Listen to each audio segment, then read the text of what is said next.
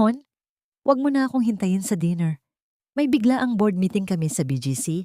Kailangan kong i-entertain yung mga bagong investors. Ang malamig at buong-buong boses ni Ramon ay bumasag sa tahimik na hapon ng Biyernes. Sa loob ng kusinang nakukulob ng init, nakatayo si Talaine. Ang amoy ng nilulutong ginataang bilo-bilo ay nanunuot sa bawat sulok ng maliit nilang bahay. Matapang ang halimuyak ng hinog na langka at sariwang pandan na pilit niyang hinanap pa sa palengke kaninang madaling araw upang may maihain siyang mainit para sa pangingilin ng Kwaresma. Pinunasan ni Talaine ang butil ng pawis na namumuo sa kanyang noo gamit ang likod ng kanyang palad na bahagyang magaspang dahil sa araw-araw na paghihiwa at paghuhugas. Dahan-dahan siyang lumapit sa kanyang asawa. Pinagmasdan niya ang madilim na asul na polo na suot nito. Naalala niya kung paano niya tinabi ang barya-baryang sukli mula sa kanyang maliit na negosyong pagkain. Mabigyan lang ng maayos na regalo si Ramon noong nakaraang kaarawan nito. Subalit nang iunat niya ang kanyang kamay upang pakiayusin ang gusot sa kwelyo ng asawa, isang kakaibang simoy ang sumalpok sa kanyang pangamoy. Hindi ito ang pamilyar at murang kolon na binibili niya sa grocery. Ito ay isang matapang at matamis na halimuyak. Amoy ng isang mamahaling pabango na hindi kailanman magagamit ng isang lalaking galing sa buong maghapong pagtatrabaho sa opisina. Tumingala si Talaine, hinahanap ang mata ni Ramon. Subalit mabilis na umiwas ang lalaki at inayos ang kanyang relo. Bakit ganyan ka makatingin? Gusto ko lang maging presentable. Alam mo naman na ginagawa ko ang lahat ng pagod na ito para sa kinabukasan natin, di ba?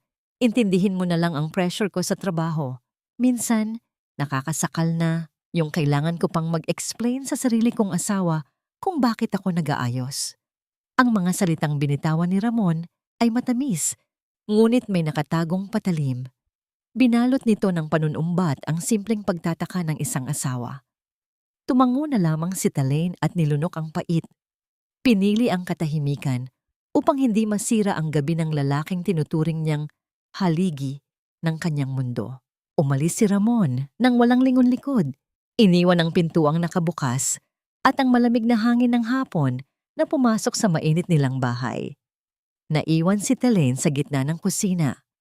Ang kanyang damit ay basa ng pawis at amoy sibuyas at gata. Nagsimula siyang magligpit. Kinuha niya ang naiwang lumang pantalon ni Ramon na nakasampay sa silya upang ilagay sa lalagyan ng labahin. Nakagawian na niyang kapkapan ang mga bulsa upang walang maiwang barya o resibo na masisira sa paglalaba. Sa pinakasulok ng bulsa, isang nakatuping malutong na papel ang dumampi sa kanyang mga daliri. Binuksan niya ito sa ilalim ng dilaw na ilaw ng kusina. Isang reservation slip mula sa isang sikat na fine dining restaurant sa BGC. Nakasulat doon gamit ang malinaw na tinta ang mga salitang tila humigop sa lahat ng hangin sa loob ng bahay. Pangalan ng nagpareserba, Mr. Ramon de Vera. Okasyon, VIP room, Salcedo Family Dinner, oras, 7:00 ng gabi. Walang luha ang pumatak sa mga mata ni Talaine. Ang init na nagmumula sa kumukulong kaldero ay biglang napalitan ng isang nakakapasong lamig na gumapang mula sa kanyang talampakan paakyat sa kanyang gulugod. Ang kanyang sikmura ay bumaligtad at nag-umpisang mamilipit. Hindi dahil sa gutom, kundi dahil sa matinding pagduduwal sa lantarang panlilinlang na hawak ng kanyang nanginginig na mga kamay. Habang siya ay nagtitiis sa init at nag-iingat na huwag mapakain lamang ng mainit na ginataan ng kanyang asawa para sa sagradong panahon ng Kwaresma, ang lalaking pinagsisilbihan niya ay nagpapabango at naghahanda upang pakainin ang pamilya ng ibang babae sa isang marangyang silid na binayaran gamit ang perang siya ang nagpakahirap na kitain. Ang hawak niyang sandok na puno ng mainit at matamis na sabaw ay dahan-dahang dumulas mula sa kanyang namamanhid na mga daliri. Bumagsak ito sa malamig na semento. Ang malapot na gata at mga bilog na malagkit ay kumalat sa sahig, nasayang at nadumihan, eksakto sa kung paano binaboy at tinapakan ng kanyang asawa ang lahat ng kanyang katapatan. Isang matinding kahihiyan ang bumalot sa buo niyang pagkatao. Kahihiyan dahil nanatili siyang nakakulong sa kusina. Nagtitiis na maging mukhang katulong habang ang asawa niya ay nagpapanggap na isang binatang mayaman sa harap ng ibang pamilya. Tinitigan niya ang dumi sa sahig at sa gitna ng nakakabinging katahimikan ng kanyang gumuho na mundo, isang tanong ang nag-echo sa kanyang utak. Ganito na lang ba ang halaga ko? Ang amoy ng natapon na gata ay nanatiling nakadikit sa sahig ng kusina, tila isang malapot na paalala ng nasayang na pagmamahal. Habang dahan-dahang pinupunasan ni Talaine ang dumi, ang bawat kuskus ng basahan ay tila humuhukay sa kanyang mga alaala. Bumalik ang kanyang isip sa isang maliit at madilim na paupahang kwarto sa Pasig. 10 taon na ang nakakaraan. Doon, sa ilalim ng isang maingay na bentilador na halos hindi na umiikot, magkasama silang nangarap ni Ramon. Natatandaan pa niya ang lasa ng iisang lata ng sardinas na pinaghahatian nila para sa hapunan. Siya ang utak, ang tagaplano, ang laging nag-iisip kung paano pagkakasyahin ang kakarampot na kita habang si Ramon ang naglalakad sa ilalim ng sikat ng araw upang maghanap ng pagkakataon. Siya ang nagtayo ng pundasyon, nag-ayos ng mga papeles, at nagpuyat para sa kanilang maliit na negosyo ng catering hanggang sa maging isang matatag na kumpanya ito. Ngunit ngayong gabi, ang lahat ng pagsisikap na yon ay tila isang malupit na biro. Maaga ang gising ni Talaine kinabukasan. Suot ang kanyang lumang blusa, nakupas na ang kulay, at bitbit ang isang envelope na puno ng mga dokumentong kailangan kunwari para sa opisina. Tinungo niya ang makintab na gusali sa BGC. Sa bawat hakbang niya sa lobby, na gawa sa mamahaling marmol, naramdaman niya ang pagkakaiba ng kanyang mundo sa mundong kinalalagyan na ngayon ni Ramon. Ang tunog ng kanyang sapatos sa sahig ay tila isang mahinang pagpalo sa kanyang natitirang dignidad. Sa tapat ng elevator, nakasalubong niya si Daniel Cruz, ang matalik na kaibigan at kasama ni Ramon sa trabaho. "Oh, Talaine! Long time no see. What brings you here so early? May kailangan ka ba kay Ramon?" Masayang bati ni Daniel, ngunit may bahid ng pagtataka sa kanyang mga mata. Pinilit ni Talaine ng ngumiti, kahit na ang kanyang mga labi ay tila naninigas. "Ah yes, may iniwan siyang mahahalagang file kagabi. Sabi niya kasi, may board meeting kayo kagabi at kailangan niya itong ma-review agad ngayong umaga." Kumunot ang noo ni Daniel. "Board meeting? Wait, wala kaming meeting kagabi. Actually, Ramon filed for a sick leave yesterday afternoon. Sabi niya, masama raw ang pakiramdam niya at kailangan niyang umuwi ng maaga para magpahinga. Sabi ko nga sa kanya, Pre, pahinga ka ng mabuti. Si Talaine na ang bahala sa'yo." Tila huminto ang pag-ikot ng mundo para kay Talaine. Ang bawat salita ni Daniel ay parang isang malamig na buhos ng tubig sa gitna ng mainit na kalsada. Baka nagkamali lang ako ng dinig. Masyado na yata akong pagod sa kusina." Mahinang sagot ni Talaine habang ang kanyang boses ay bahagyang nangangatog. "Are you okay, Talaine? You look pale. Gusto mo bang tawagan ko si Ramon?" Tanong ni Daniel, na ngayon ay bakas na ang pag-aalala. "No, wag na. I'll just leave this here sa reception. Don't tell him I dropped by, surprise ko na lang sa kanya." Mabilis na tumalikod si Talaine. Hindi na niya hinintay ang sagot ni Daniel. Ang bawat hakbang niya palabas ng gusali ay tila pagtakas mula sa isang apoy na unti-unting lumalamon sa kanyang pagkatao. Ang katotohanan ay mas masakit pa sa anumang sampal. Hindi lamang siya niloko ni Ramon tungkol sa meeting. Ginamit pa nito ang kanyang pangalan bilang dahilan ng pagliban sa trabaho upang makipagkita sa ibang babae. Pagdating sa bahay ang katahimikan ng bawat silid ay tila sumisigaw sa kanya. Pumasok siya sa home office ni Ramon, isang silid na bihira niyang pasukin dahil sa respeto sa tinatawag nitong private space. Lumapit siya sa laptop na nakapatong sa mesa. Naalala niya, ang password nito ay laging ang petsa ng kanilang anibersaryo. Ngunit nang itype niya ang mga numero, isang tuyot na tunog ng pagtanggi ang lumabas mula sa computer. Isang pulang babala ang lumitaw sa screen. Incorrect password. Sinubukan niya ang kanyang kaarawan. Incorrect. Sinubukan niya ang petsa kung kailan sila lumipat sa bahay na yon. Incorrect. Napaupo si Talaine sa silya ng asawa. Ang kanyang mga kamay ay nanginginig habang hinahawakan ng mouse. Ang bawat sulok ng silid na ito, ang bawat mamahaling gamit na nandoon, ay bunga ng kanyang pawis at diskarte. Ngunit ngayon, kahit ang access sa digital na buhay ng kanyang asawa ay ipinagkakait na sa kanya. Ganito na ba kabilis mabura ang 10 taon? Isang bagong pabango, isang bagong password, at isang bagong pamilya na ipinapalit sa kanya nang hindi man lang siya binibigyan ng pagkakataong lumaban. Tinitigan niya ang itim na screen ng laptop.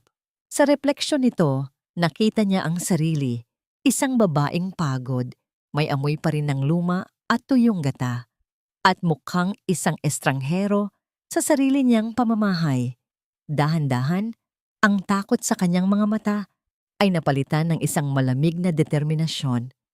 Kung ang teknolohiya at ang pera ang ginagamit ni Ramon upang itayo ang kanyang bagong mundo, gagamitin din ni Talaine ang parehong mga armas upang gibain ito.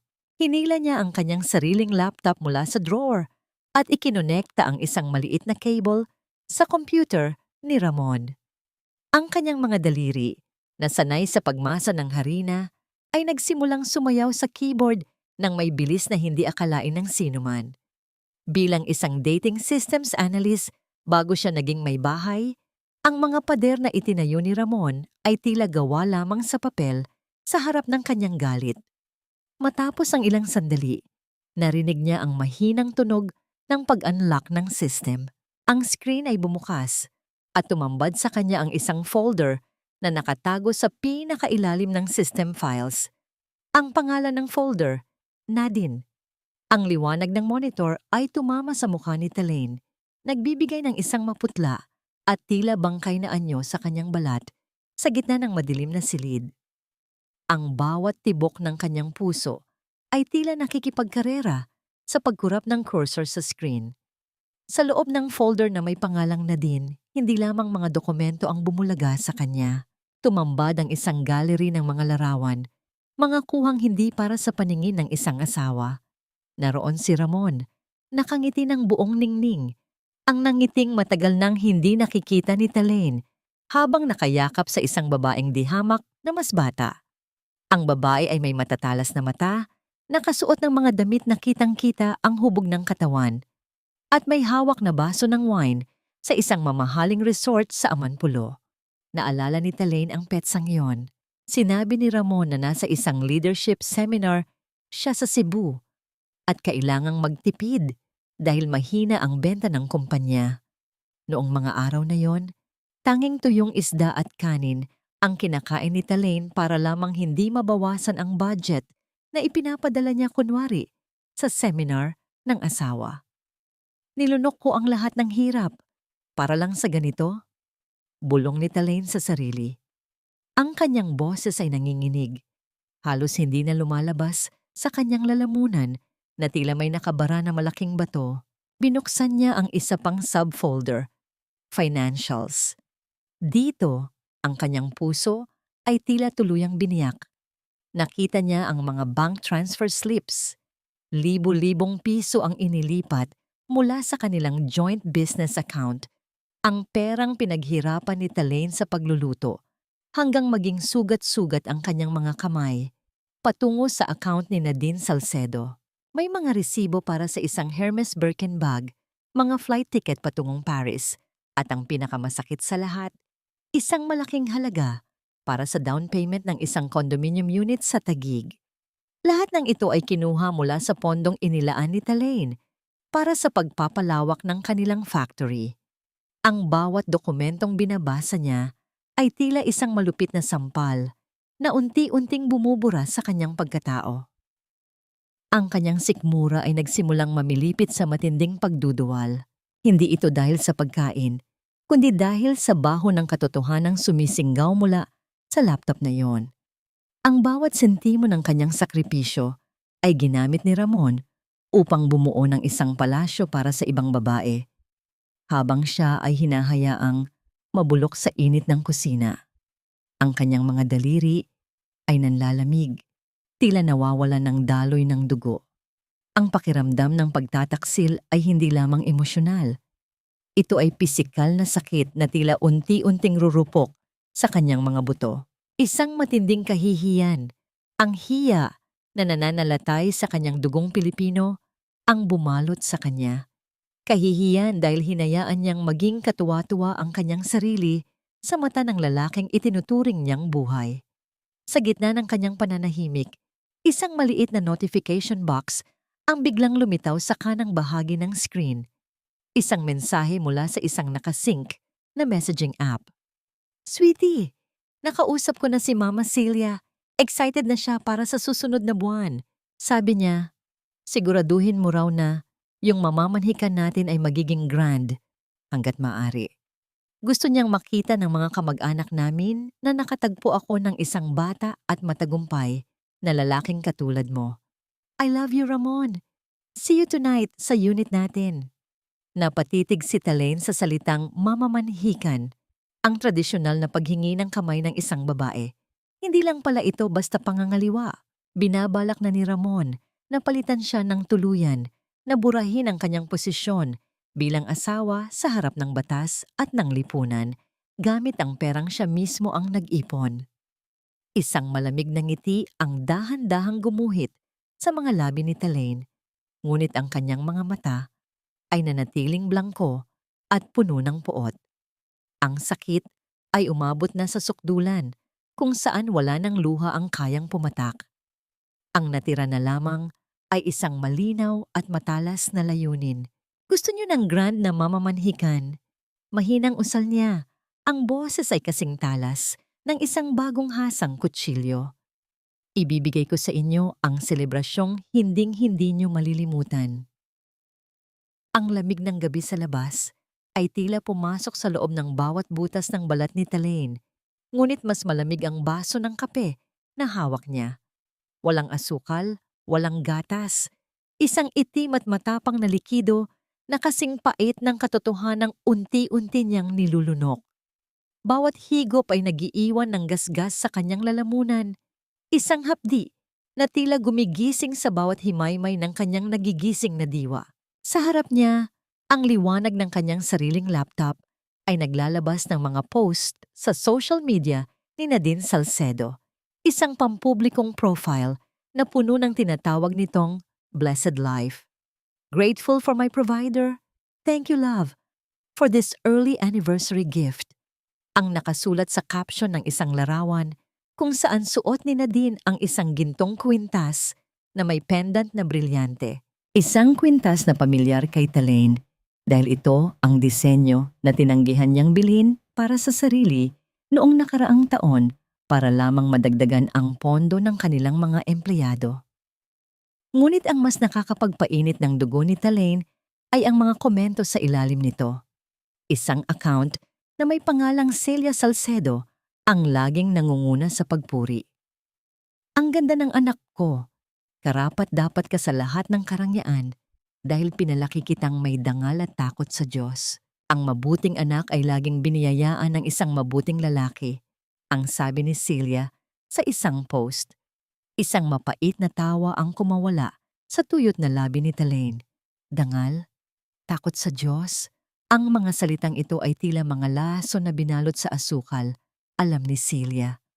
Alam ng ina na ang lalaking nagbibigay ng lahat ng ito ay may asawa, may pamilyang sinisira, at may perang ninanakaw mula sa pawis ng iba.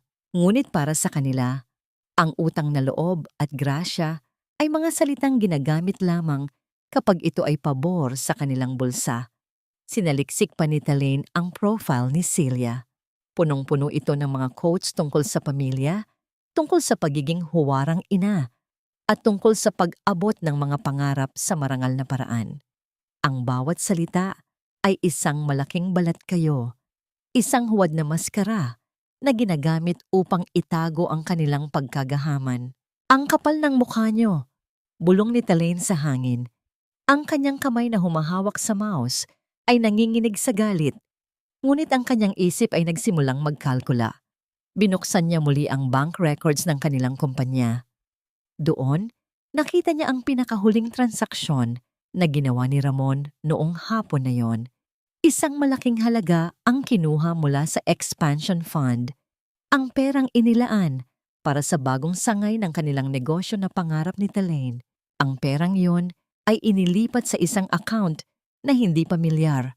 Ngunit sa ilalim ng remark ay nakasulat ang dowry/mamamanhikan preparation. Ang hiya na naramdaman ni Talaine kanina ay dahan-dahang napalitan ng isang nakakatakot na kalmado. Naalala niya kung paano siya minaliit ni Ramon kagabi, kung paano siya tinawag na walang alam at pabigat. Ginamit ni Ramon ang kanyang katapatan bilang isang armas upang saktan siya, habang ang pamilya Salcedo naman ay ginagamit ang kanilang kunwaring moralidad upang bigyang matwid ang kanilang pagnanakaw.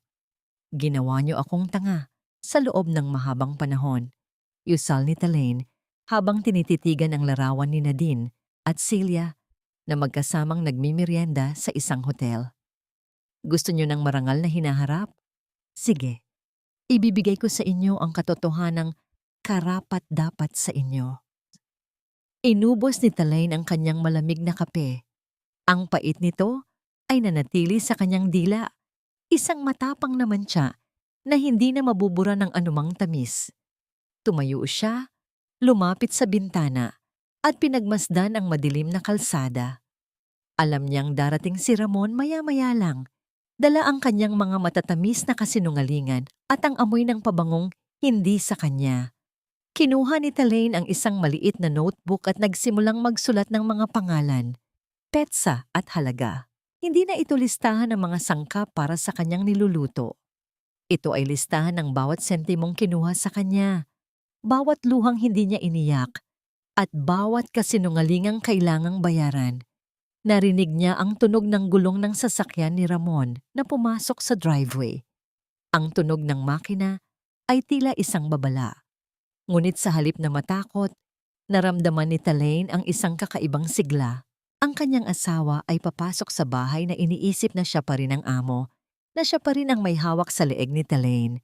Hindi niya alam na ang babaeng naghihintay sa kanya sa loob ay hindi na ang asawang handang magsilbi ng mainit na hapunan. Pinitik ni Ramon ang susi ng bahay sa ibabaw ng lamesa bago lumapit kay Talaine na tila isang mapagmahal na asawa. May dala siyang isang maliit na paper bag mula sa isang mumurahing department store. Kinuha niya ang isang manipis at tila gawa sa plastic na scarf. Pagkatapos ay isinampay ito sa balikat ni Talaine. Hon, nakita ko ito sa mall kanina. Bagay sa'yo, di ba? Para naman hindi ka laging mukhang manang sa harap ng mga kasosyo ko, sabi ni Ramon, sabay halik sa pisngi ni Talaine. Ang amoy ng kanyang bagong pabango ay sumalpok sa amoy ng bawang at pawis na nakakapit pa rin sa balat ni Talaine, isang pagbabanggaan ng dalawang mundong hindi na kailanman magtatagpo. Ramdam ni Talaine ang magaslaw na tela ng scarf sa kanyang leeg. Ito ay gasgas sa balat, kasing peke ng ngiting ipinapakita ng kanyang asawa. Salamat, Ramon. Nagabala ka pa. Mahinang sagot ni Talaine habang inilalapag ang pinggan ng kanin sa harap nito. Habang kumakain, uminom ng tubig si Ramon at tumingin ng seryoso sa kanyang asawa. Nga pala, Hon, may kailangan akong pakiusap. Yung expansion fund natin sa bangko, kailangan ko nang i-withdraw bukas. May malaking investor na gustong pumasok at kailangan nating ipakita na may liquid capital tayo. Kailangan ko ang pirma mo sa check and withdrawal slip. Tumigil ang kamay ni Talaine sa paghawak ng kutsara. Ang pondong yon ay para sa bagong factory, Ramon. Pinag-ipunan natin yan ng 3 taon. Hindi ba pwedeng maghintay ang investor na yon? Dito na nagbago ang timpla ng boses ni Ramon. Ibinaba niya ang kanyang kubyertos nang walang tunog, ngunit ang kanyang mga mata ay naging matalim at puno ng panunumbat. Ganyan ka na ba talaga, kaduda sa akin, Talaine? Pagkatapos ng lahat ng pagod ko sa labas, ito pa ang isusumbat mo. Ginagawa ko ito para sa atin, para makaalis ka na sa maduming kusinang ito. Pero ikaw, pinipilit mo kaming hilahin pababa dahil sa pagiging madamot mo. Hindi ako madamot, Ramon. Nag-iingat lang ako. No, you're being a typical paranoid wife. Putol ni Ramon. Ang boses ay mababa, ngunit puno ng lason. Nakakahiya ka na, alam mo ba?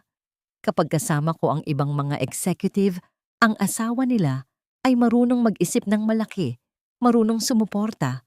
Pero ikaw, hanggang dito ka na lang talaga sa maliliit na bagay. Huwag mong sirain ang career ko dahil sa kakitiran ng utak mo. Kung ayaw mong pumirma, parang sinabi mo na rin na wala kang tiwala sa asawa mo. Pagkatapos ng lahat ng utang na loob ko sa'yo, ganito mo ba ako tatratuhin?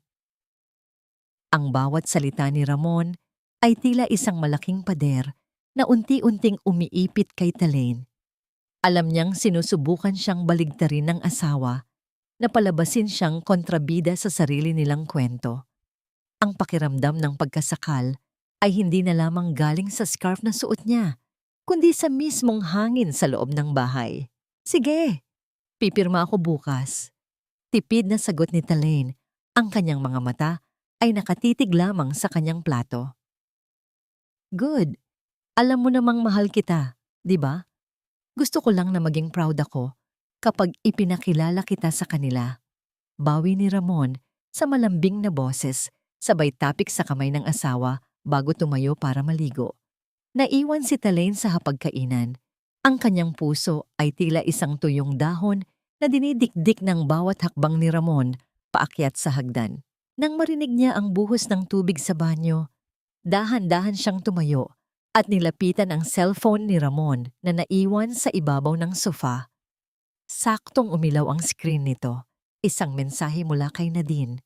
Love, sabi ni Mama, siguraduhin mo raw na yung bahay sa Taguig ay nasa pangalan ko na bago tayo magmamamanhikan. Ayaw niyang mapahiya tayo sa mga kamag-anak. Don't worry, kapag nakuha mo na ang pirma ng OSIN mo, malaya na tayo. Nanlamig ang buong katawan ni Talaine. Ang salitang OSIN ay tila isang dumi na idinikit sa kanyang noo. Ang kanyang dila ay lasang kalawang sa tindi ng puot. Hindi na ito usapin ng pag-ibig. Ito ay usapin ng paglapastangan sa kanyang dangal bilang isang babae. Hinawakan niya ang kanyang leeg, hinila ang magaslaw na scarf na bigay ni Ramon at dahan-dahang hinubad ito. Hindi niya ito itinapon. Itinabi niya ito sa kanyang bulsa. Isang matibay na ebidensya ng murang halaga na ibinigay sa kanya ng lalaking binuo niya mula sa kawalan. Kwanta, ang tubig na bumubuhos sa itaas ay tila isang malayo at walang kwentang bulong sa pandinig ni Talaine habang nakatitig siya sa liwanag ng cellphone ni Ramon. Ang salitang OSIN ay hindi lamang isang insulto. Ito ay isang lason na dahan-dahang pumatay sa huling hibla ng pagmamahal na itinago niya sa kanyang puso. Binuksan pa niya ang mga naunang mensahe. Ang bawat scroll ng kanyang daliri ay tila pagpunit sa sarili niyang balat. Love, huwag ka nang mag-alala kay Talaine. Sulat ni Ramon kay Nadine nung isang linggo. Sanay naman yan sa hirap.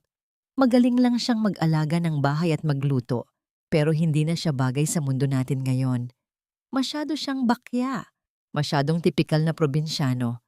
Gagamitin ko lang ang pirma niya para sa factory, tapos bibigyan ko na lang siya ng konting pera para makabalik siya sa kinalakihan niyang putikan sa Pasig. Ang boses ni Ramon sa kanyang isip ay tila isang matalas na karit na gumagapas sa lahat ng kanyang alaala. Ang bawat gabi na ipinagluto niya ito, ang bawat umaga na pinaplansa niya ang mga polo nito upang magmukhang kagalang-galang ang asawa sa harap ng ibang tao. Lahat ng iyon ay itinuring lamang na serbisyo ng isang katulong. Isang matinding panginginig ang bumalot sa katawan ni Talaine. Hindi ito panginginig ng takot, kundi ang panginginig ng isang pusong nagiging bato. Ang hiya na laging nagpapatikom sa kanyang bibig ay biglang natunaw, pinalitan ng isang malamig at matalim na puot. Osin? Mahinang usal niya. Ang kanyang boses ay tila galing sa ilalim ng lupa. Ganito na lang ba ang halaga ng 10 taon?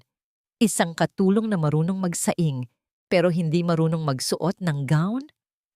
Dahan-dahan niyang ibinalik ang cellphone ni Ramon sa ibabaw ng sofa, eksakto sa posisyon kung saan ito iniwan ng asawa. Hindi siya sumigaw, hindi siya umiyak. Ang kanyang mga luha ay tila natuyo na sa init ng kusinang naging kulungan niya sa loob ng mahabang panahon. Pumasok siya sa kanilang kwarto at kinuha ang kanyang lumang bag. Doon, inilagay niya ang lahat ng ebidensyang nakuha niya, ang mga screenshot, ang mga bank records, at ang resibo ng reservation sa BGC. Kinaumagahan, bago pa magising si Ramon, nakatayo na si Talaine sa gitna ng kusina. Ngunit sa pagkakataong ito, walang apoy sa kalan, walang amoy ng sinangag o kape. Ang lamesa ay malinis, malamig, at walang kahit anong pagkain. Inalis ni Talaine ang kanyang suot na apron, ang tila uniforme ng kanyang pagkaalipin. Dahan-dahan niya itong itinupi at iniwan sa ibabaw ng lamesa, sa tapat ng upuan ni Ramon. Sa ibabaw nito, inilagay niya ang magaslaw na scarf na ibinigay ng asawa kagabi. Tapos na ang serbisyo ko sa'yo, Ramon. Bulong niya sa hangin. Lumabas siya ng bahay ng walang lingon-likod. Ang sikat ng araw sa umagang yon ay tila masyadong maliwanag, ngunit hindi ito nakasakit sa kanyang mga mata. Sa halip, naramdaman niya ang isang uri ng kalayaan na matagal nang nawala sa kanya. Kinuha niya ang kanyang lumang cellphone at pinindot ang isang numerong matagal na niyang hindi tinatawagan. Attorney Vicente Robles, si Talaine ito. Kailangan ko ng tulong mo. Hindi lang tungkol sa negosyo, kundi tungkol sa isang kaso ng pangangalo niya at pagnanakaw ng ari-arian. Ang kanyang boses ay hindi na nanginginig. Ito ay kasing tigas ng semento at kasing lamig ng bakal. Ang vow na binitawan niya sa harap ng altar ay tila isang papel na tinupok na ng apoy. At ang tanging natira ay ang abo ng isang babaeng handang sumingil sa bawat sentimo ng kanyang nawalang dangal. Ang malamig na bugso ng aircon sa loob ng opisina ni Attorney Vicente ay tila isang mahinahong haplos sa nag-aapoy na pakiramdam ni Talaine. Malayo ito sa nakakapapasong init ng kalan at sa malansang amoy ng gata sa kanyang kusina. Dito, ang tanging amoy na nananaig ay ang amoy ng lumang papel, tinta at ang bango ng bagong timplang kape sa isang ceramic na tasa. Mga bagay na nagpapaalala sa kanya na siya ay may pinag-aralan, na siya ay may kakayahan, at higit sa lahat, siya ang may-ari ng lahat ng ito. Inilapag ni Talaine ang kanyang dalawang kamay sa ibabaw ng lamesang nara. Hindi na nanginginig ang kanyang mga daliri. Ang bawat kuko niya ay malinis. Bagaman may mga bakas pa rin ng pagod, ngunit ang kanyang mga mata ay kasing talas ng isang agila na nakatingin sa kanyang biktima. I need everything frozen, attorney. Every single centavo na nakapangalan sa akin, sa kanya, at lalong-lalo na sa joint business accounts namin. Ang boses ni Talaine ay walang alinlangan. I want to file for adultery, concubinage, and a full accounting of the conjugal assets. Gusto kong bawiin ang bawat pisong ginastos niya para sa babaeng yan. Inayos ni Attorney Vicente ang kanyang salamin habang sinusuri ang mga screenshot at bank statements na inilabas ni Talaine. This is a very strong case, Talaine. Lalo na't nakuha mo ang mga digital footprints ng transactions niya sa kabit niya. Pero siguradong magwawala si Ramon kapag nalaman niyang wala na siyang access sa pera. Handa ka na ba sa gulo? Isang tipid na ngiti ang sumilay sa mga labi ni Talaine. Attorney, Matagal na akong nasa gitna ng gulo. Ngayon pa lang ako lalabas sa usok. Dahan-dahang kinuha ni Talaine ang pluma. Ang bawat guhit ng kanyang pirma sa ibabaw ng mga legal na dokumento ay tila isang hatol ng kamatayan para sa buhay na binuo ni Ramon sa ibabaw ng mga kasinungalingan. Wala nang hiya, wala nang takot na baka mapahiya ang asawa sa harap ng ibang tao. Ang tanging mahalaga ngayon ay ang katarungang matagal na niyang ipinagkait sa sarili niya. Done! Yusal ni Talaine habang ibinibigay ang huling dokumento. Ano ang susunod nating hakbang? Ngayong oras na ito, ang utos na i-freeze ang mga accounts ay ipinapadala na sa bangko. At dahil ikaw ang primary owner at signatory ng kumpanya, hindi na kailangan ng permiso niya. Paglabas mo rito, Ramon de Vera is essentially penniless. Paliwanag ni Vicente. Sa labas ng opisina, sumakay si Talaine sa kanyang sasakyan. Ramdam niya ang bigat na tila unti-unting umaalis sa kanyang balikat, pinalitan ng isang matinding adrenaline. Tumingin siya sa kanyang relo. 7:00 ng gabi. Ito ang oras na dapat ay nasa mamamanhikan si Ramon kasama ang pamilya Salcedo sa isang mamahaling restaurant. Inilabas ni Talaine ang kanyang cellphone. Isang notification ang pumasok. Isang alerto mula sa bangko. Account ending in 88-2. A withdrawal attempt of 500,000 piso was declined due to account suspension. Naisip ni Talaine ang hitsura ni Ramon sa harap ng pamilya ni Nadine. Naisip niya ang pagkapahiya nito habang sinusubukang ipakita ang kanyang yaman na ngayon ay tila bula na naglaho. Isang mahinang tawa ang kumawala sa kanyang lalamunan. Isang tawang puno ng pait, ngunit may kasamang tamis ng tagumpay. Hindi pa siya tapos. Ito pa lamang ang unang hakbang. Pinaandar ni Talaine ang makina ng sasakyan. Hindi siya uuwi sa bahay nila. Tutuloy siya sa beach. Gusto niyang makita ng malapitan kung paano guguho ang kastilyong gawa sa buhangin na itinayo ng kanyang asawa. Sa sandaling iyon, ang kanyang cellphone ay muling umilaw. Isang tawag mula kay Ramon. Hinayaan niya lang itong tumunog ng tumunog hanggang sa maputol. Pagkatapos, isa pang tawag at isa pa. Isang mensahe ang sumunod. Talaine, anong ginawa mo sa card ko? Bakit declined lahat? Sumagot ka. Nakakahiya ako rito sa harap ng pamilya ni Nadine. Binasa ni Talaine ang mensahe habang nakahinto sa traffic light. Hindi siya nag-reply. Sa halip kinuha niya ang kanyang lipstick na kulay maroon, dahan-dahang naglagay sa kanyang mga labi, at tinitigan ang sarili sa rearview mirror. Nagsisimula pa lang tayo, Ramon. Bulong niya sa sarili habang ang ilaw ng kalsada ay nagre-refleksyon sa kanyang matatapang na mata. Sa labas ng marangyang restaurant sa BGC, ang hangin ay may kasamang lamig na nagmumula sa mga naglalakihang gusali at ang amoy ng mamahaling kape at aspalto. Huminto ang sasakyan ni Talaine sa harap ng ballet parking. Pagbaba niya, ang bawat hakbang niya sa semento ay tila isang deklarasyon ng digmaan. Hindi na suot ni Talaine ang kanyang kupas na blusa o ang apron na may mantsa ng gata. Ngayong gabi, balot siya ng isang sutlang damit na kulay maroon, ang kulay ng dugo, ng pagsisikap at ng kapangyarihan. Ang tela nito ay yumayakap sa kanyang katawan ng may dignidad, isang bagay na matagal niyang itinago sa ilalim ng mga maluluwang na damit pambahay. Ang kanyang buhok ay maayos na nakapusod. Inilalantad ang kanyang matapang na panga at ang leeg na dati ay tanging magaslaw na scarf lang ang nakapalibot. Ang bawat mata sa lobby ay nakatingin sa kanya. Hindi sila nakatingin sa isang osin o sa isang manang. Nakatingin sila sa isang babaeng tila nagmamay-ari ng bawat dumi at bawat ningning ng gusaling iyon. Good evening, ma'am. Do you have a reservation? Tanong ng receptionist na may kasamang magalang na yuko. VIP room. Mr. Ramon de Vera's table. Ang boses ni Talaine ay kalmado. Walang halong kaba. I am his wife. I believe they are expecting me. Although maybe not in this way. Habang naglalakad patungo sa dulo ng pasilyo, naramdaman ni Talaine ang bigat ng kanyang mga hakbang. Ang tunog ng kanyang takong sa makinis na sahig ay tila bawat segundo ng 10 taon na kanyang ipinagkaloob kay Ramon.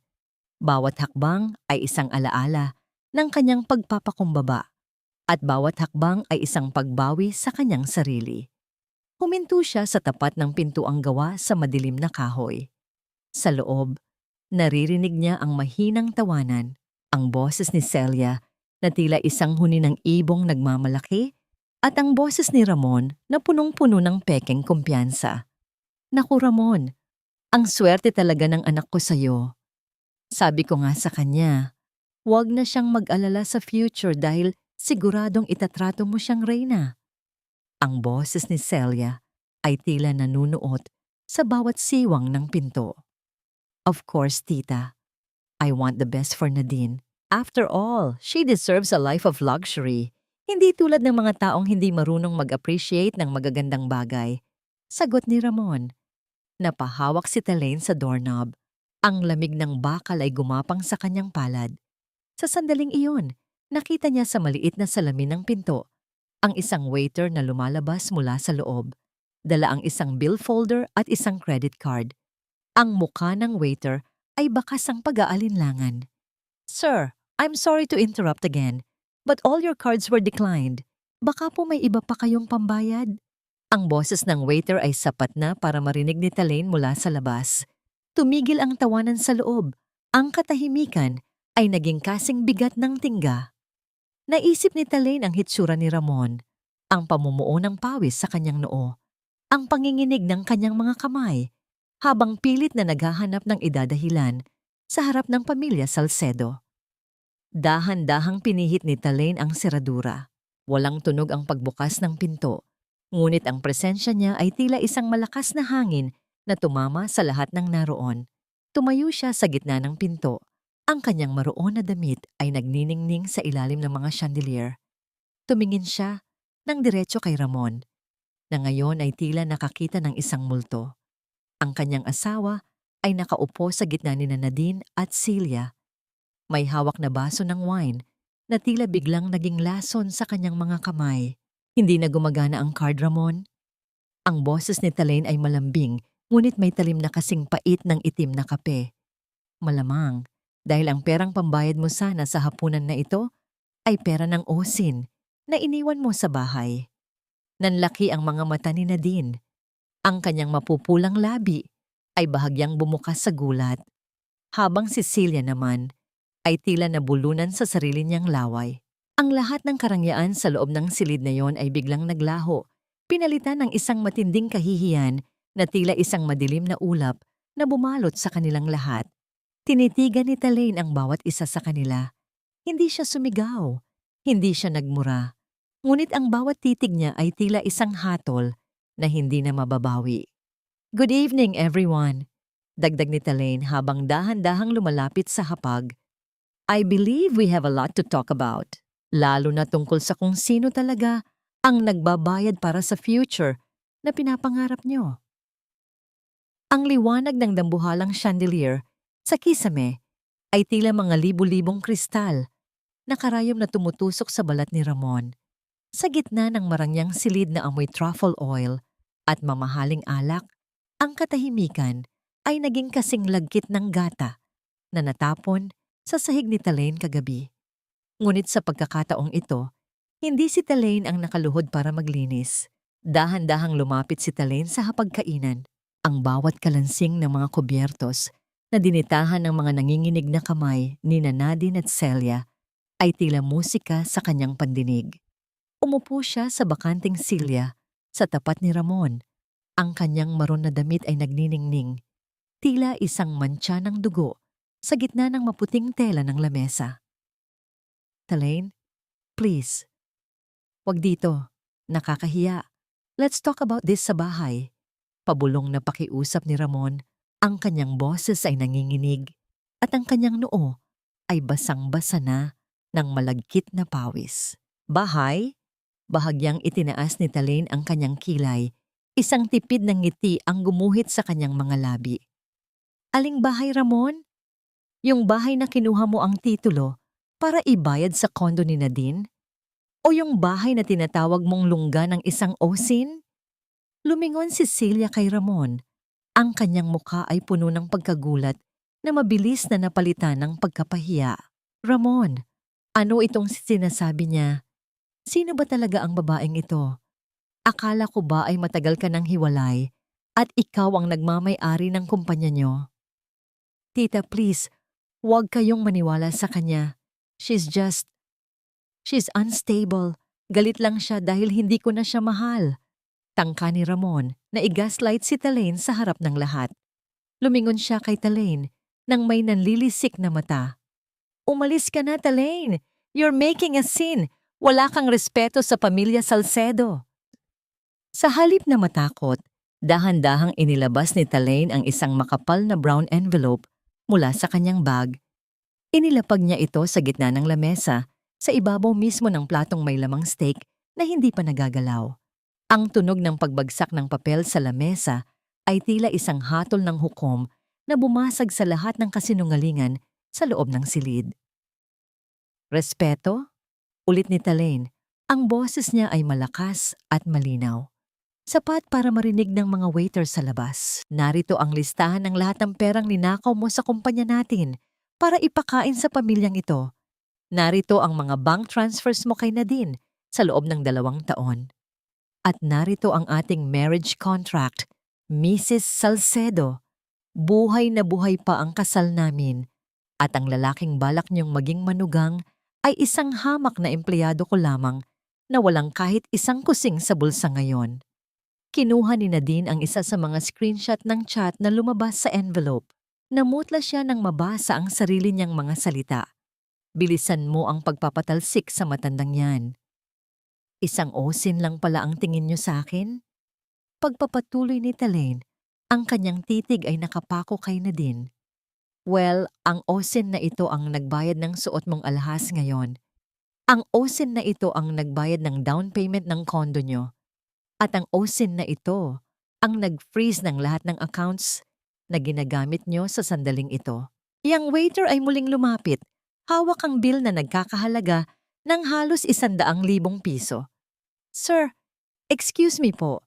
Decline pa rin po ang lahat ng cards. Sino po ang magsasettle ng bill? Tumingin ang waiter kay Ramon. Tumingin si Ramon kay Nadine. Tumingin si Nadine sa kanyang ina. Ngunit walang sino man sa kanila ang makagalaw. Ang lahat ng kanilang dangal at social status ay tila mga mumo ng tinapay na nahulog sa sahig. Tumayo si Talaine. Dahan-dahang inayos ang kanyang maroon na damit. Kinuha niya ang isang 10 pisong barya sa kanyang bag at inilapag ito sa harap ni Ramon. Iyan na lang ang natitirang halaga mo sa akin, Ramon. Sakto yan para sa pamasahe mo pabalik sa putikang sinasabi mo. Sabi ni Talaine, ang kanyang boses ay puno ng katarungan. Tumalikod siya at naglakad palabas. Ngunit bago siya tuluyang makalabas, narinig niya ang matinis na boses ni Celia na sinisigawan si Ramon at ang tunog ng pag-urong ng mga Celia habang nagkakagulo sila kung sino ang magbabayad ng bill. Sa labas ng restaurant, ang sariwang hangin ng BGC ay sumalubong sa mukha ni Talaine. Wala siyang naramdamang pagsisisi.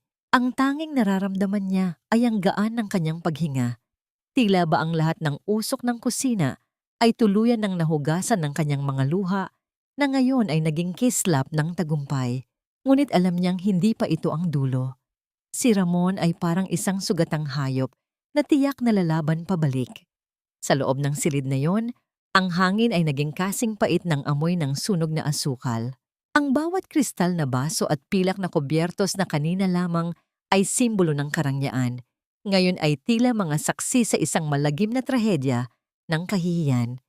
Naiwan si Ramon na nakatitig sa 10 pisong barya na inilapag ni Talaine, isang maliit na piraso ng metal na tila mas mabigat pa sa lahat ng ari-ariang akala niya ay sa kanya. Ramon, anong ibig sabihin nito? Bakit sinasabi ng babaeng yan na wala kang pera? Ang boses ni Celia ay hindi na malambing. Wala na ang mapagkunwaring paggalang. Pinalitan ito ng isang matinis at mapanghusgang tono na tila tinataga ang pagkatao ni Ramon. Ma, please, wag dito.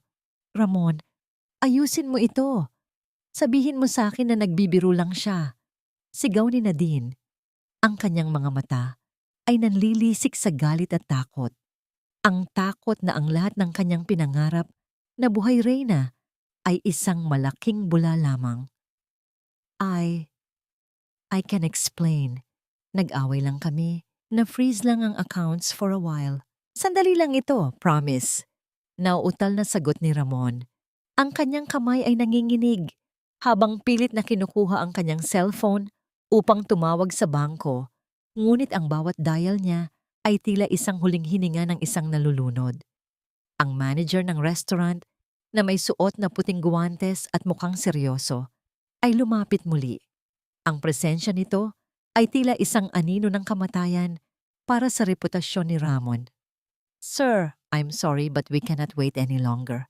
The total bill is 120,000 pesos. If you cannot settle this now, we will be forced to call the security and the police. Ang boses ng manager ay malamig. Walang bahid ng emosyon. Tila isang hatol na binabasa sa loob ng korte. Tumingin si Ramon kay Nadine umaasang may makikitang awa. Nadine, love. Baka naman pwede mong gamitin muna yung card mo. Babayaran ko rin agad bukas, promise. Isang mapait at nakakalokong tawa ang kumawala sa mga labi ni Nadine.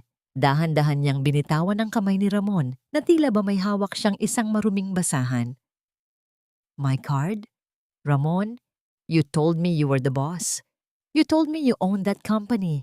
Ngayon, hihingi ka sa akin ng pambayad sa pagkain na ikaw ang nag-aya? Nakakasuka ka. Sabi ni Nadine habang marahas na kinukuha ang kanyang mamahaling bag. Ang bag na binili ni Talaine para sa kanya nang hindi niya alam.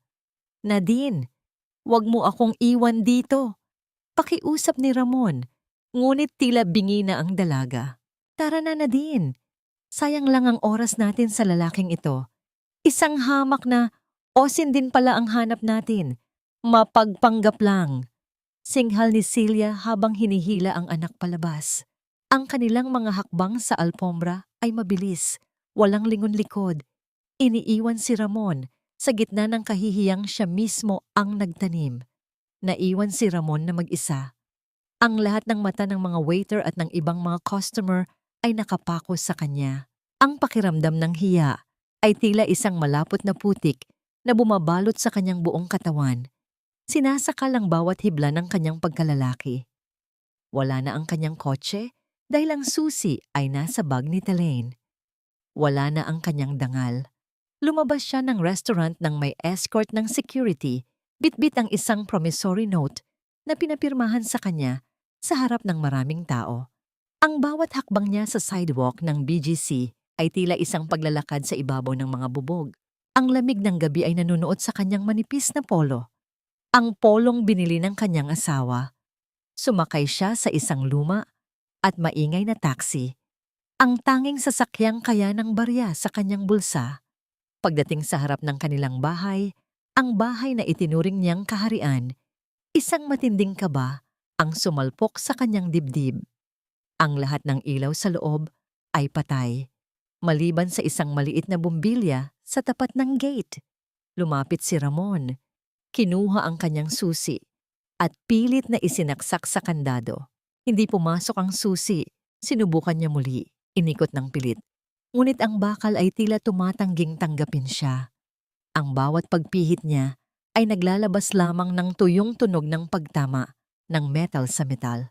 Napansin niya ang kinang ng bago at matigas na padlock na nakakabit sa riles ng gate. Ang kandado ay pinalitan. Sa gitna ng kadiliman at ng amoy ng basang lupa, matapos ang isang mabilis na ambon, naramdaman ni Ramon ang isang matinding panghihina. Napasandal siya sa malamig na rehas ng gate, ang kanyang mga tuhod ay tila naging jelly. Isang puting sobre ang nakadikit sa gitna ng gate, may pangalan niya. Dahan-dahan niyang binuksan ito sa ilalim ng malamlam na ilaw. Sa loob, walang sulat ng pag-ibig, Walang huling paalam. Isang kopya lamang ng petition for legal separation at isang listahan ng mga kasong isinampa laban sa kanya. At sa pinakailalim, may isang maliit na note na nakasulat sa sulat kamay ni Talaine. Sabi mo, sa putikan ako galing. Ngayong gabi, ibinabalik lang kita sa kinalalagyan mo. Huwag mong subukang pumasok. Hindi na ito bahay mo. Ito na ang huling gabi na maririnig mo ang pangalan ko. Sa gitna ng nakakabininging katahimikan ng subdivision, isang malakas na busina ng paparating na sasakyan ng mga pulis ang bumasag sa gabi. Ang anino ni Ramon sa ilalim ng malamlam na ilaw ng poste ng kuryente ay tila isang sugatang aso na pilit na naghahanap ng masisilungan. Ang bawat pagpalo ng kanyang mga kamao sa matigas na riles ng gate ay lumilikha ng isang mabigat at tuyong tunog na umaalingaw-ngaw sa tahimik na kalsada ng subdivision. Ang lamig ng bakal ay tila kumakagat sa kanyang mga palad, ngunit mas masakit ang katotohanang ang pintuang dati ay bumubukas sa isang ngiti at mainit na hapunan ay nananatiling sarado at bingi sa kanyang mga hiling. Talaine, buksan mo ito. Huwag mo akong itrato ng ganito. I'm still your husband for God's sake. Mag-usap tayo ng maayos. Huwag mong pairali ng init ng ulo mo. Ang boses ni Ramon ay basag. Nagpapalit-palit mula sa pagsusumamo patungo sa pagbabanta. Sa loob ng madilim na hardin, nakatayo si Talaine sa likod ng makapal na riles, sapat ang layo upang hindi siya maabot ng mga kamay ng asawa. Ang kanyang maroon na damit ay tila isang itim na anino sa dilim, at ang tanging makikita sa kanya ay ang ningning ng kanyang mga mata na tila dalawang bituin na walang kislap ng awa. Husband, ang boses ni Talaine ay mahina, ngunit nanunuot sa bawat siwang ng gate. Ang asawa ay hindi nagnanakaw sa sarili niyang pamilya para lang ipakain sa ibang tao. Ang asawa ay hindi tinatawag na osin ang babaeng bumuo sa kanya mula sa wala. You lost the title the moment you signed that reservation in BGC Ramon. Nagkamali ako, okay? Tao lang ako, natukso lang. Pero isipin mo naman ang utang na loob mo sa akin. Sino ba ang nagdala sa iyo sa marangyang buhay na ito? Sino ba ang nagtrabaho para magkaroon ka ng kumpanya? Sigaw ni Ramon, pilit na ginagamit ang kanyang huling alas, ang pagmamanipula sa damdamin ng asawa. Isang mapait na tawa ang kumawala sa dibdib ni Talaine. Ang bawat salita ni Ramon ay tila isang lason na lalong nagpapatigas sa kanyang puso. Ang utang na loob na sinasabi mo ay nabayaran na ng bawat patak ng pawis ko sa kusina.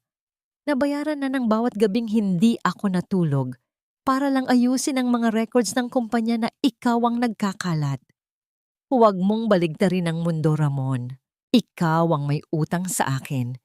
Utang na hindi mo kailanman mababayaran kahit ibenta mo pa ang kaluluwa mo sa pamilya Salcedo. Talaine, please. Wala na akong mapupuntahan. Wala na akong pera. Wala na akong sasakyan. Hahayaan mo ba talaga akong matulog sa kalsada? Isipin mo ang sasabihin ng mga kapitbahay, ang hiya na idudulot nito sa atin. Pagmamakaawa ni Ramon, sinusubukang gamitin ang tradisyonal na konsepto ng kahihiyan upang pasunurin si Talaine. Ang hiya ay para sa mga taong may dangal na pinoprotektahan. Ramon, wala ka na yon. At tungkol sa kung saan ka matutulog, baka pwedeng patuluyin ka ni Nadine sa kondo na binili mo para sa kanya. Baka nakalimutan ko. Na-freeze ko na rin ang pondo para sa monthly dues niyon. Magkasama kayong magdusa sa putikang sinasabi mo. Dito na sumabog ang galit ni Ramon. Ang kanyang mukha ay naging kasing pula ng apoy at ang kanyang mga mata ay nanlisik sa puot. Sinimulan niyang alugin ang gate ng buong lakas. Ang tunog ng nagkakaumpugang bakal ay tila isang babala ng panganib. You're a monster, Talaine. Pagsisisihan mo ito. Sisiguraduhin kong wala kang makukuha sa akin. I will drag you down with me. Sigaw niya habang ang laway niya ay tumatalsik sa rails. Hindi kumurap si Talaine. Ang kanyang katahimikan ay tila isang malaking pader na hindi kayang tibagin ng anumang sigaw. Dahan-dahan niyang inilabas ang kanyang cellphone at pinindot ang speakerphone. Police! Yes, may isang lalaking nagwaamok sa harap ng property ko sa Phase 4. He is trespassing and threatening my life. I have a protection order ready. Please send a mobile immediately. Napatigil si Ramon. Ang galit sa kanyang muka ay mabilis na napalitan ng isang malalim na takot. Ang tunog ng paparating na sirena mula sa malayo ay tila isang hatol na hindi na niya matatatakasan. Talene, wag naman ganito. Mag-asawa tayo. Bulong ni Ramon. Ang kanyang tuhod ay dahan-dahang bumigay hanggang sa mapaluhod siya sa basang semento. Wala na akong asawa, Ramon. Patay na siya noong oras na tinawag mo akong Osin. Huling sabi ni Talaine bago siya tumalikod at naglakad papasok sa bahay. Ang bawat hakbang ni Talaine sa madilim na damuhan ay tila isang paglayo sa isang bangungot. Hindi na niya narinig ang mga huling pakiusap ni Ramon o ang tunog ng mga posas na ikinabit sa mga kamay nito. Ang tanging naririnig niya ay ang tibok ng kanyang sariling puso, isang tibok na malaya, matapang at handa ng maghilom. Ang amoy ng basang aspalto at usok ng mga sasakyan sa EDSA ay tila nanunuot sa bawat himaymay ng polo ni Ramon. Ang polong asul na dati ay sumasagisag sa kanyang tagumpay, ngunit ngayon ay gusot-gusot, may mantsa ng putik, at amoy ng pawis ng isang taong nawalan ng lahat. Matapos palayasin ng mga pulis sa harap ng sarili niyang gate dahil sa reklamo ni Talaine, wala siyang ibang matutuluyan kundi ang condo unit ni Nadine. Sumakay siya sa isang siksikang jeep. Ang kanyang siko ay tumatama sa mga balikat ng mga manggagawang pauwi rin mula sa kanilang kayod. Ang bawat pagpreno ng sasakyan ay tila isang malakas na tulak sa kanyang sikmura. Ang hiya na dati ay itinatago niya sa likod ng mamahaling kotse ay ngayon ay nakalantad sa ilalim ng madilaw na ilaw ng jeepney. Pagdating sa tapat ng kondo sa Taguig, hinarang siya ng security guard. Sir, bawal po kayong pumasok. May utos po si Miss. Nadine na i-deny ang entry niyo. Ang boses ng guard ay walang bahid ng paggalang. Tila ba nakikita nito ang kanyang pagbagsak sa bawat himulmol ng kanyang damit? Ano? Ako ang nagbabayad ng unit na yan. Tumabi ka. Sigaw ni Ramon. Ngunit mabilis siyang napaatras nang makita ang matigas na hawak ng guard sa kanyang batuta. Eksaktong bumukas ang glass door ng lobby at inuluwan nito sina Nadine at Celia. Nakasuot si Nadine ng isang silk robe na tila kasing kinang ng mga pangarap na ninakaw nila kay Talaine, habang si Celia naman ay may bitbit na isang maliit na bag na naglalaman ng mga alahas. Nadine, love, buti na lang lumabas kayo. Ayaw akong papasukin ng guard nyo. Sabihin mo sa kanya na ako ang may-ari niyan. Patakbong lumapit si Ramon. Ang kanyang mga mata ay puno ng pag-asa. Ngunit bago pa siya makalapit, isang matalim na tingin mula kay Celia ang nagpahinto sa kanya.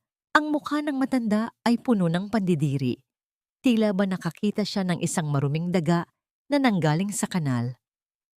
Don't you dare touch my daughter, Ramon. Wala ka ng karapatang tawagin siyang love pagkatapos ng kahihiyang idinulot mo sa amin kagabi. Ang boses ni Celia ay matinis. Bawat salita ay parang isang latigo na humahampas sa mukha ni Ramon. Tita, nag-uusap tayo ng maayos, di ba? Sabi niyo pamilya na tayo. Kailangan ko lang ng matituluyan na freeze ni Talaine ang lahat. Isang gabi lang, promise.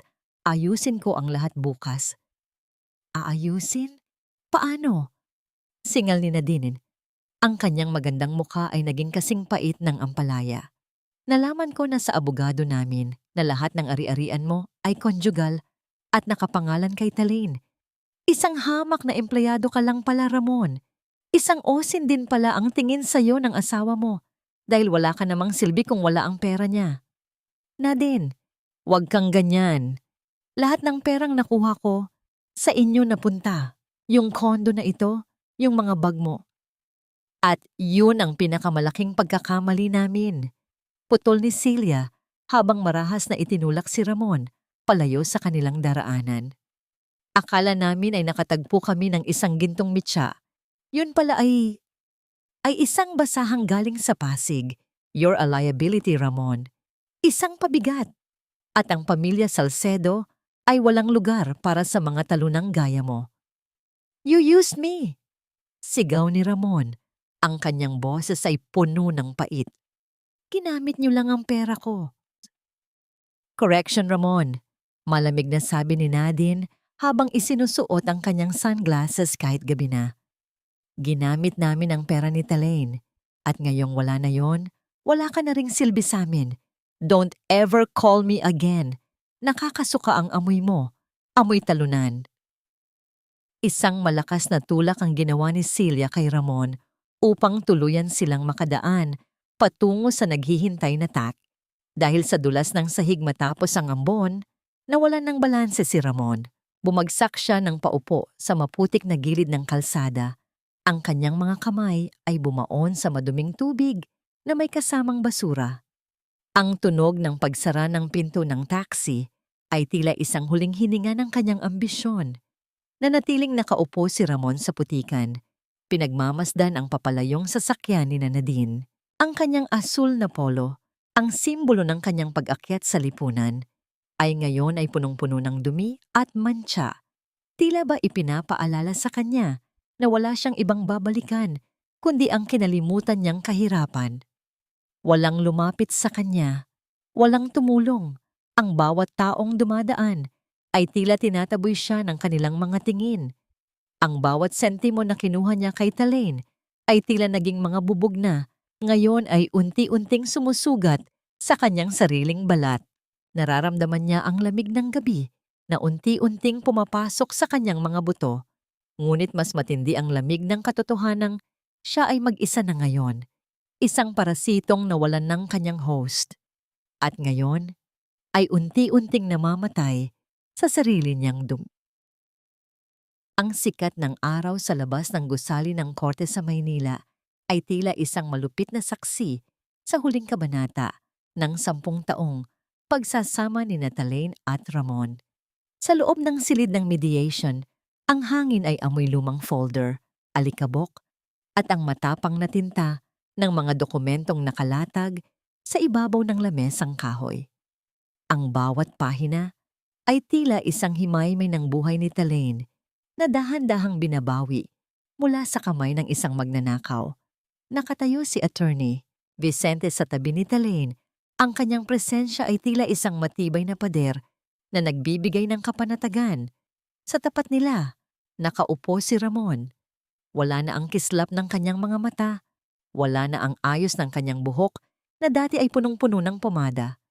Ang kanyang balat ay tila naging abo ang kulay at ang kanyang mga balikat ay nakalaylay.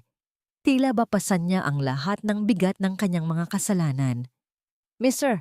De Vera, based on the evidence of financial fraud and the documents provided by the business, you are officially signing off all your claims to the manufacturing plant and the remaining conjugal properties in exchange for the withdrawal of some criminal charges. Ang boses ng mediator ay tuyot at walang emosyon. Tila ba nagbabasa lamang ng isang listahan ng grocery. Nanginginig ang mga daliri ni Ramon habang hinahawakan ng pluma. Tumingin siya kay Talaine. Ang kanyang mga mata ay puno ng pagsusumamo na dati ay laging nagpapalambot sa puso ng asawa. Talaine, please, kahit konti lang, paano ako magsisimula? Wala na akong matitirhan, wala na akong trabaho. Hahayaan mo ba talaga akong mabulok sa kalsada pagkatapos ng lahat ng pinagsamahan natin? Bulong ni Ramon. Ang kanyang boses ay tila isang gasgas na plaka. Isang matagal at malalim na buntong hininga ang kumawala sa dibdib ni Talaine. Tinitigan niya si Ramon ng diretso sa mga mata. Wala siyang nakitang galit. Wala ring nakitang pagmamahal. Ang tanging nararamdaman niya ay isang malalim na pagkapagod. Ang pagkapagod ng isang taong matagal nang nagbuhat ng isang pabigat na hindi naman sa kanya. Ramon, ang pinagsamahan na sinasabi mo ay isang mahabang serye ng panlilinlang. Binigyan kita ng 10 taon ng buhay ko, binigyan kita ng pangalan, at binigyan kita ng pagkakataong maging tao. Pero pinili mong maging isang anino na nagnanakaw sa dilim. Ang boses ni Talaine ay kalmado. Bawat salita ay may timbang ng katarungan. Hindi kita hinahayaang mabulok sa kalsada. Ikaw ang nagdala sa sarili mo roon. Pirmahan mo na yan para matapos na tayo. Dahan-dahang idiniin ni Ramon ang pluma sa papel. Ang bawat guhit ng kanyang pangalan ay tila isang dulo ng isang mahabang kadena na unti-unting nakakalag mula sa leeg ni Talaine. Nang matapos ang huling pirma, ang bawat dokumento ay tinipon ni Attorney Vicente nang may kasamang tunog ng pag-aayos ng mga papel na tila isang huling hininga ng kanilang kasal. "We're done here," sabi ni Vicente habang inaayos ang kanyang salamin. Tumayo si Talaine ng walang lingon likod. Naglakad siya palabas ng silid. Ang tunog ng kanyang mga takong sa semento ng pasilyo ay tila bawat tibok ng pusong muling nabubuhay. Pagdating sa harap ng malaking gate ng korte, huminto siya. Ang init ng tanghali ay sumalubong sa kanyang balat. Isang init na hindi nakakapaso, kundi nakakagising. Dahan-dahan niyang inalis ang kanyang wedding ring mula sa kanyang daliri. Ang ginto nito ay kumikinang sa ilalim ng araw, ngunit para sa kanya, ito ay isa na lamang piraso ng metal na walang halaga. Tumingin siya sa isang basurahan sa gilid ng kalsada. Nang walang pag-aalinlangan, binitiwan niya ang singsing.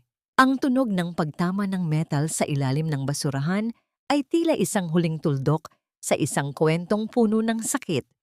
Sumakay si Talaine sa kanyang sasakyan. Hindi na siya lumingon upang tingnan kung lumabas na ba si Ramon. Para sa kanya, ang lalaking iyon ay isa na lamang estranghero na nakasalamuha niya sa isang mahabang biyahe. Pinaandar niya ang makina at binuksan ang radyo. Isang banayad na tugtog ang lumabas. Tila sumasabay sa kagaanan ng kanyang pakiramdam. Ang bawat kanto na dinaraanan niya ay tila isang bagong pahina. Wala na ang amoy ng luma at tuyong gata. Wala na ang amoy ng pabangong hindi sa kanya. Ang tanging nalalanghap niya ay ang bango ng kanyang sariling kalayaan. Isang kalayaang hindi kailanman pababayaran ng anumang yaman. Sa sandaling iyon, alam ni Talaine na hindi siya nag-iisa. Kasama niya ang kanyang dangal, ang kanyang talino, at ang kanyang bagong bukas na siya mismo ang susulat. 1 taon ang mabilis na lumipas. Tila ba ang bawat araw ay isang banayad na agos ng tubig na dahan-dahang humuhugas sa mga mantsa ng nakaraan. Sa loob ng isang malawak at modernong kusina sa Quezon City, ang hangin ay hindi nakulob at nakakasakal. Sa halip, puno ito ng halimuyak ng bagong pitas na dahon ng pandan, ang tamis ng hinog na langka, at ang malapot na gatas ng niyog na dahan-dahang kumukulo sa malalaking tanso. Nakatayo si Talaine sa gitna ng silid, suot ang isang malinis at puting chef's jacket na may borda ng kanyang pangalan sa gintong mga titik. Talaine Vergara. Wala na ang bakas ng pagod sa kanyang mukha. Ang kanyang balat ay tila nagniningning sa ilalim ng mga puting ilaw ng kanyang sariling culinary studio. "Chef, handa na po ang mga orders para sa 3 malalaking events bukas. Ang Vergara Heritage Series ay sold out na naman po." Ang boses ng kanyang assistant ay puno ng paghanga. "Good. Siguraduhin niyo na ang bawat bilo-bilo ay pantay-pantay ang pagkakahulma. Gusto ko, sa bawat kagat ng mga customer, malasahan nila ang pag-ibig na inilagay natin dito." Sagot ni Talaine. Ang boses niya ay may awtoridad, ngunit may kasamang lambing. Kinuha ni Talaine ang isang maliit na ceramic na tasa at sumalok ng kaunting ginataang bilo-bilo. Pinagmasdan niya ang usok na lumalabas dito. Isang mainit at mapuputing ulap na tila nagsasayaw sa harap ng kanyang mga mata. Sa bawat higop niya, hindi na pait ang kanyang nalalasahan. Ang tamis nito ay hindi na nakakahilo, kundi isang sapat at balanseng sarap. na nagmumula sa kanyang sariling pagsisikap. Sa kabilang dako ng lungsod, sa isang maingay at maduming kalsada malapit sa pier ng Maynila, isang lalaki ang nakaupo sa gilid ng bangketa. Suot niya ang isang luma at butas-butas na t-shirt. Ang kanyang mga kamay ay puno ng kalyo at itim na dumi mula sa pagbubuhat ng mga mabibigat na sako ng bigas sa buong maghapon. Ito si Ramon.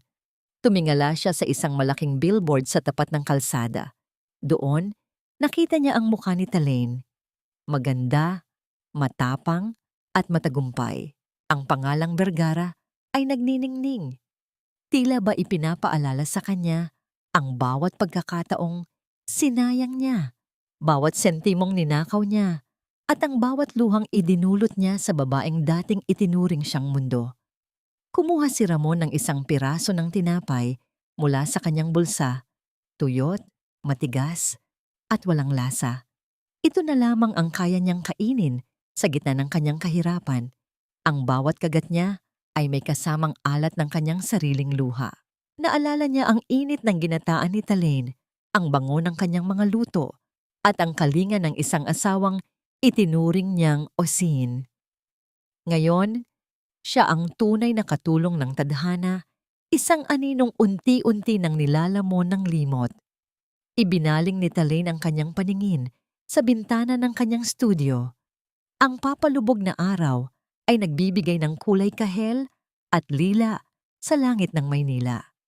Isang taon na ang nakakalipas mula nang huling marinig niya ang pangalan ni Ramon. Hindi na niya ito hinanap at hindi na rin niya inisip kung nasaan na ito. Para sa kanya, ang kabanatang iyon ay tapos na at ang tanging natira ay ang mga aral na nagpatibay sa kanya. Hindi na siya naghihintay sa kahit kanino para magkaroon ng saysay ang kanyang gabi. Hindi na niya kailangang manlimos ng katapatan o makihati sa pagmamahal na puno ng lason. Sa bawat paghinga niya, nararamdaman niya ang kapayapaan. Isang kapayapaang hindi nagmumula sa pera o sa katanyagan, kundi sa katotohanang nabawi na niya ang kanyang sarili. Dahan-dahan niyang inilapag ang tasa sa lamesa. Isang mahinang ngiti ang gumuhit sa kanyang mga labi habang pinagmamasdan ang kanyang mga empleyado na masayang nagtatrabaho.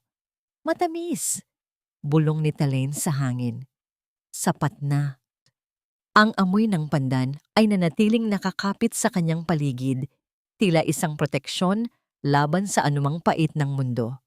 Sa wakas, ang kanyang kusina ay hindi na lugar ng pagtitiis, kundi isang santuwaryo ng kanyang muling pagsilang. Ang osin na binuo ang kanyang sariling kaharian ay malaya na, at ang bawat kulo ng kanyang niluluto ay isang awit ng tagumpay na hinding-hindi na matatapos.